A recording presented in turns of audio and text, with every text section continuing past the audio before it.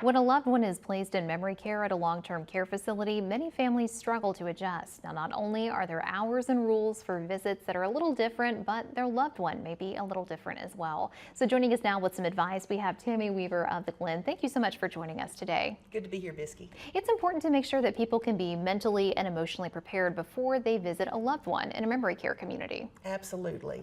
And one of the biggest things that folks can help themselves with is when they go to visit their loved one is to remember or try to start thinking in terms of things are not the same. And it's a new normal for their loved one because their dementia has affected how they see life, obviously, or how they view life, how their days go.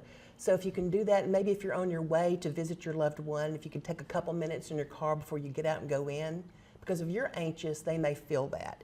So if you just take the time to remember, just because your loved one may not remember your name that day, or they may not remember a certain experience you shared, it's all about being present in the moment with that loved one to share some time of warmth, whether it's a handhold, a hug, or a laugh.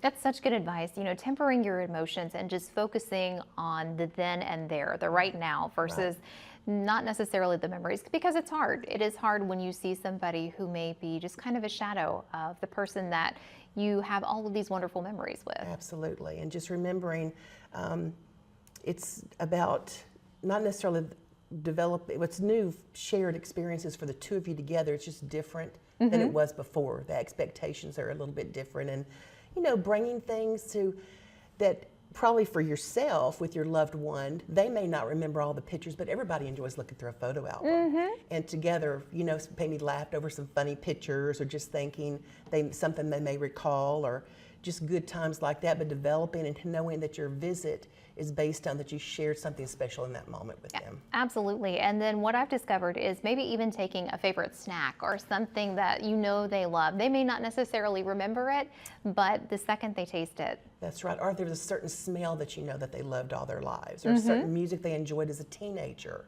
or a different game or a simple puzzle or something that y'all could do together. Yeah, just a few activities. What other advice do you have for people that may be taking their kids to see, their grandparents or see a loved one? Sure. I think helping them, and it depends on the age of the child. A teenager would have a better opportunity to understand maybe the grandma, grandpa. It's not exactly the same. They still love you. It's just the visit's going to feel a little bit different. For a younger child, I think that's when the puzzles or coloring books could be something they could do with their grandparents together. And when you go for your visit, I think it's good to think about if your loved one seems a little tired, maybe you adjust your visit to a different time of day, late morning, early afternoon. If they seem to be walking around a lot, maybe suggesting that y'all go for a walk together in the garden. Yeah. Or if their fingers are kind of fidgety, that's when you bring out maybe the cards, the coloring book or something to have something to work on together with them. And remember, it's okay, sometimes shorter visits are better.